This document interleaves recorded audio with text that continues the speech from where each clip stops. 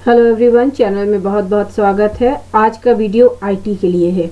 IT यानी information technology का detailed analysis term 2 के बारे में। सबसे पहले समझिए कि आपको किन किन टॉपिक को किस तरीके से पढ़ना है। पहले क्या पढ़ना है वो डिसाइड हो जाए, फिर कैसे पढ़ना है ये डिसाइड होगा। टर्म 2 आपका 50 मार्क्स का होगा, क्योंकि टर्म 1 50 मार्क्स का हो चुका है।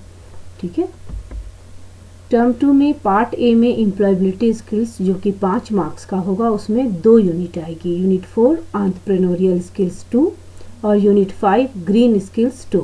ठीक है। मार्क का डिस्ट्रीब्यूशन नहीं हुआ है, लेकिन अगर नंबर ऑफ पीरियड्स की बात करें तो एंटरप्रेन्योरियल स्किल के लिए 10 और ग्रीन स्किल के लिए 5 है। तो आप मानकर चलिए कि दोनों यूनिट में से 3-3 प्रश्न होने चाहिए। ठीक है। हालांकि फाइनल बात सैम्पल पेपर देखने के बाद ही की जा सकेगी। पार्ट बी जो होता है, जिसे सब्जेक्ट स्पेसिफिक स्किल्स कहते हैं, ये 20 मार्क्स का है और इसमें आपको 2 यूनिट पढ़ने हैं। पहला यूनिट है डीबीएमएस, दूसरा है वेब एप्लीकेशन एंड सिक्योरिटी। ठीक है। Web application and security 10 marks का है और डीबीएमएस भी यहाँ पर 10 मार्क्स का है। रिलेशनल डेटाबेस मैनेजमेंट सिस्टम, जिसको कि डीबीएमएस भी बोलते हैं, आरडीबीएमएस, इसमें आपको कुल मिलाकर 5 टॉपिक्स पढ़ने हैं मेन, जिसमें पहला सेशन 1 जो है वो है appreciate the concept of database management. Session 2 create and edit tables using wizard and SQL commands. Session 3 है perform operations on table. Session 4 है रिट्रीव डेटा यूजिंग क्वेरी और सेशन 5 है create forms and reports using wizard. यानी कुल मिलाकर 5 topics हैं जो कि आपके डीबीएमएस के हैं। ठीक है। इस वाले में से एक टॉपिक से 2 प्रश्न टर्म 1 में आए थे, लेकिन आपको पूरे ही चैप्टर की तैयारी कर लेनी है। दूसरा जो यूनिट है unit 4 web application and security पर, इस पे बहुत सारे टॉपिक्स हैं। तो उसका जो पहला टॉपिक है वो है वर्किंग विथ एक्सेसिबिलिटी ऑप्शंस, जिसमें आप बहुत सारे टॉपिक्स को पढ़ेंगे। सेशन 2 में नेटवर्किंग फंडामेंटल्स है। सेशन 3 में इंट्रोडक्शन टू इंस्टेंट मैसेजिंग है। सेशन 4 है chatting with the contact Google talk.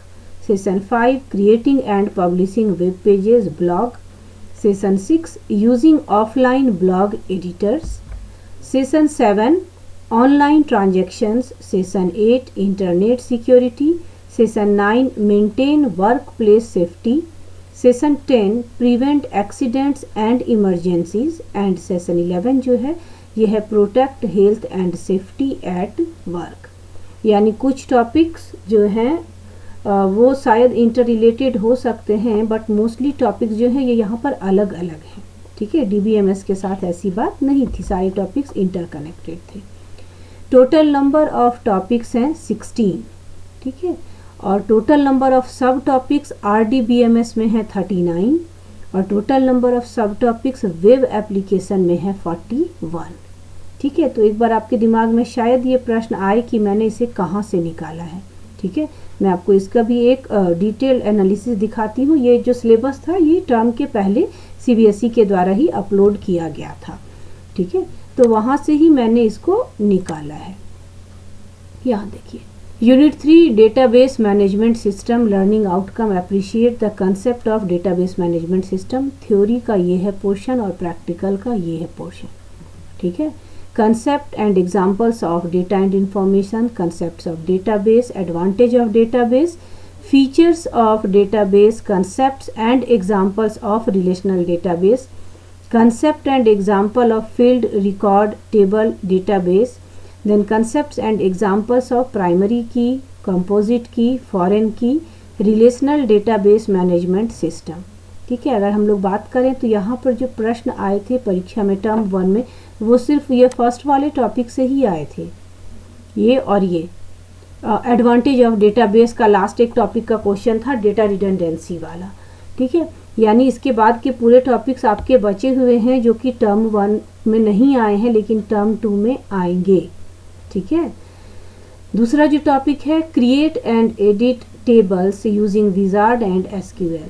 इसमें आपको जो पढ़ना है वो है introduction to RDBMS, database objects में tables, queries, forms and reports, terms in database, tables, field records, steps to create a table using table wizard, data types in base, option to set primary key, table data view dialog box and DDL commands.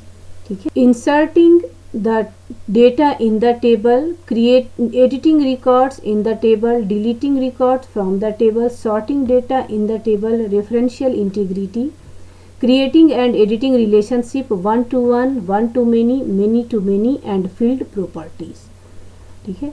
Unit 4 में इसका जो session 4 है वो है retrieve data using query. इसमें database की query है, defining query है, क्वेरी क्रिएशन यूजिंग विजार्ड है, creation of query using design view है, editing a query, applying criteria in query, single field multiple field using wild card, performing calculations, grouping of data, structured query language।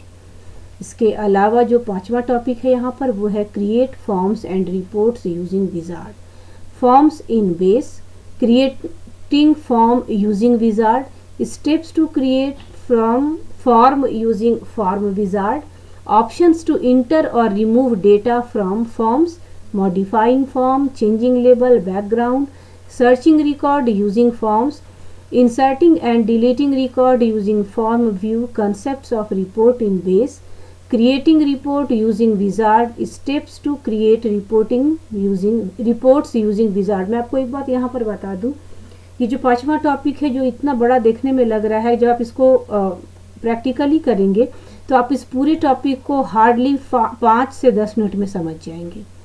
ठीक है। तो ये कोई बहुत बड़े topics दिख रहे हैं बहुत बड़े, बट ये बहुत बड़े टॉपिक हैं नहीं एक्चुअल में। ठीक है। इन टॉपिक्स का कंसेप्ट इंटर रिलेटेड होने के कारण आपका जो प्रायर नॉलेज होगा वो आपको यहाँ पर मदद करेगा। जो आपको सोचने वाली बात है वो इस वाले चैप्टर में है वेब एप्लीकेशन में, क्योंकि वेब एप्लीकेशंस के सारे टॉपिक्स अलग अलग हैं।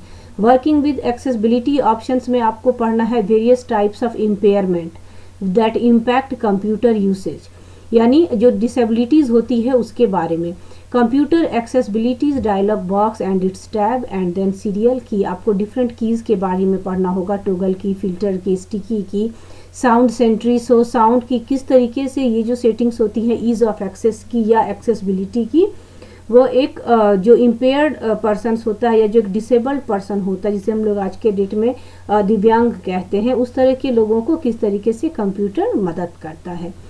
अंडरस्टैंडिंग नेटवर्किंग फंडामेंटल, ये कंसेप्ट बिल्कुल पिछले कंसेप्ट से अलग होगा। यहाँ पर आप पढ़ेंगे नेटवर्क और उसके टाइप के बारे में। क्लाइंट सर्वर आर्किटेक्चर, जिसे हम नेटवर्क की आर्किटेक्चर कहते हैं, ये 2 तरीके का होता है। एक होता है क्लाइंट सर्वर, दूसरा होता है P2P यानी peer to peer.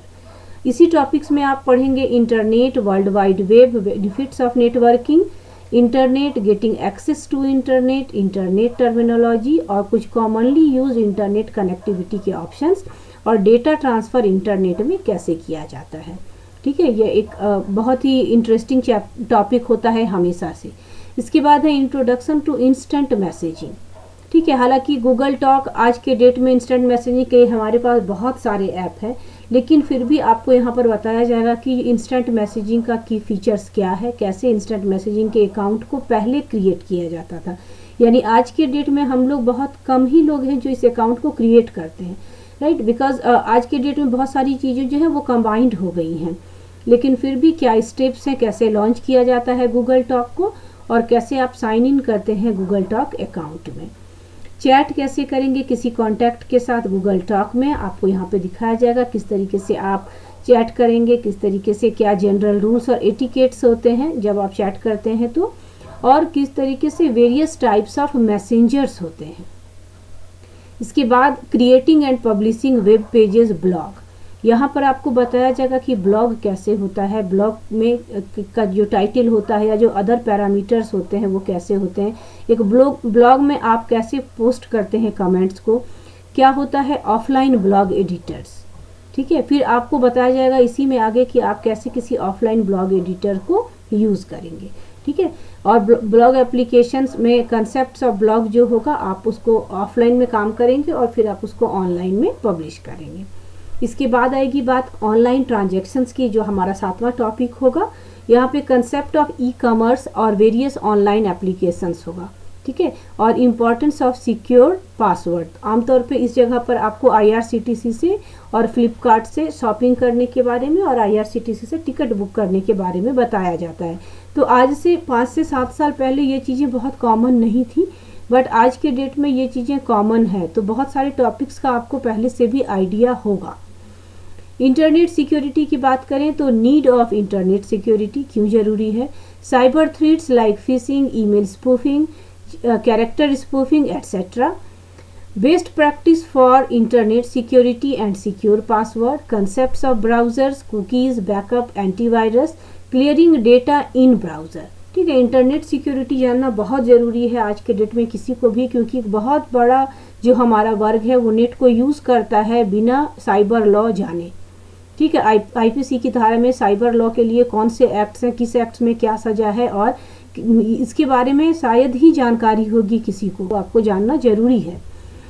Maintain work place safety, basic safety rule to follow at work place, fire safety, fall and slip, electrical safety, use of first aid, case studies of hazardous situations, prevent accidents and emergencies. Accidents और emergencies क्या हैं, कितने तरह के accidents होते हैं, accidents को कैसे हैंडल किया जाता है, और इमरजेंसी कितनी तरीके की हो सकती है। ठीक है, ये जनरल चीज़ें हैं जो कि एक आम नागरिक को भी जाननी जरूरी है। और इसके बाद है protect health and safety at work, hazards and sources of hazards, general evacuation procedures and healthy living. तो यहाँ पर दो सेक्शन आपको दिख रहा होगा, इधर थ्योरी इधर प्रैक्टिकल। ठीक है, एक बार मन में ये बात भी आ सकती है कि बहुत ज़्यादा ही कोर्स है। ठीक है, लेकिन आप अगर इसके बाद वाले पॉइंट्स को देखेंगे, तो अगर आप इसके बाद वाले पॉइंट्स को देखेंगे तो आप समझ जाएंगे कि ये उतना भी मुश्किल नहीं है जितना लग रहा है। एक बार मन में ये सवाल आ सकता है कि am I need to study 80 concepts for term 2 marks a part of employability skills and project and practical work, because अभी तो हमने जो 80 कंसेप्ट की बात करी वो हमारा DBMS और वेब एप्लीकेशन पे था। आपको तो एम्प्लॉयबिलिटी स्किल्स भी पढ़ना है और प्रोजेक्ट और प्रैक्टिकल वर्क भी करना है। तो अगर एक टर्म में मैं कहूँ तो हाँ, लेकिन ठीक है, इस यस के साथ बट का क्या मतलब है। अगर आपने ध्यान से वीडियो को देखा है और अगर ध्यान से आपने वीडियो को समझा है तो आपने एक चीज़ को शायद मिस किया है, जो मैं आपको अभी यहाँ बताती हूँ। हमारा जो पार्ट सी है प्रैक्टिकल वर्क, वो है 15 नंबर का, और इस 15 नंबर के प्रैक्टिकल वर्क में जो अब प्रश्न पूछे जाएंगे टर्म 2 में, वो सिर्फ DBMS से होगा 10 मार्क्स का, और उसका वाइवा भी होगा 5 मार्क्स का। यानी DBMS जो होगा वो पूरे पार्ट सी को कवर करेगा। ठीक है, तो 15 नंबर यहाँ से हमारे DBMS में आएंगे। और जो पार्ट डी है हमारा, जिसके बारे में हमने पहले पिछले कई सारे वीडियोस में बात की है, इवन मैंने आपको प्रोजेक्ट और पोर्टफोलियो बनाकर भी दिया था, प्रैक्टिकल फाइल, उस वाले ही प्रोजेक्ट वर्क और प्रैक्टिकल को हम लोग अगर आगे बढ़ाएंगे तो प्रोजेक्ट वर्क में आपको फॉर्म और रिपोर्ट बनाकर सबमिट करना होगा। तो प्रोजेक्ट जो जमा होगा वो हार्ड कॉपी जमा होगा। ठीक है, और जो प्रैक्टिकल फाइल होगी वो बेस की 5 प्रॉब्लम के साथ होगी। ठीक है, तो कैल्क और राइटर का 10 प्रैक्टिकल का एक PDF मैंने पहले भी अपने चैनल पे अपलोड किया है। अगर आपने मेरे उस वीडियो को मिस किया है तो आप काइंडली मेरे चैनल को एक बार देखकर उस वीडियो को ढूंढ लीजिए। ठीक है, उसमें मैंने PDF भी डाला था कैल्क और राइटर के बारे में। बेस जो है इसका 5 प्रैक्टिकल लिख कर मैं अपलोड कर दूंगी आने वाले दिनों में, ताकि आपको प्रैक्टिकल का काम करने में कोई प्रॉब्लम नहीं हो। ठीक है, तो अगर आप यहाँ भी बात करें तो 5 नंबर यहाँ से और 5 नंबर यहाँ से, यानी कुल मिलाकर DBMS जो हमारा हो जाता है, यह हो जाता है 35 मार्क्स का। वेब एप्लीकेशन हो जाता है 10 मार्क्स का, और entrepreneurial skill and green skill हो जाता है 5 मार्क्स का। ठीक है, यानी टर्म 2 के 50 में से अगर हम मार्क्स को बाइफरकेट करें तो ये आपका बाइफरकेशन है। इस बाइफरकेशन के हिसाब से आप अपनी परीक्षा की तैयारी करते हैं तो सर्टनली आपको अच्छे मार्क्स आएंगे। ठीक है, DBMS में 5 टॉपिक ही पढ़ना है, इस बात को ध्यान में रखिएगा। और आने वाले दिनों में मैं DBMS से रिलेटेड और वीडियोस पोस्ट करूंगी, तो चैनल पे बने रहिए, चैनल को सब्सक्राइब कीजिए और शेयर भी कीजिए। Thank you for watching every.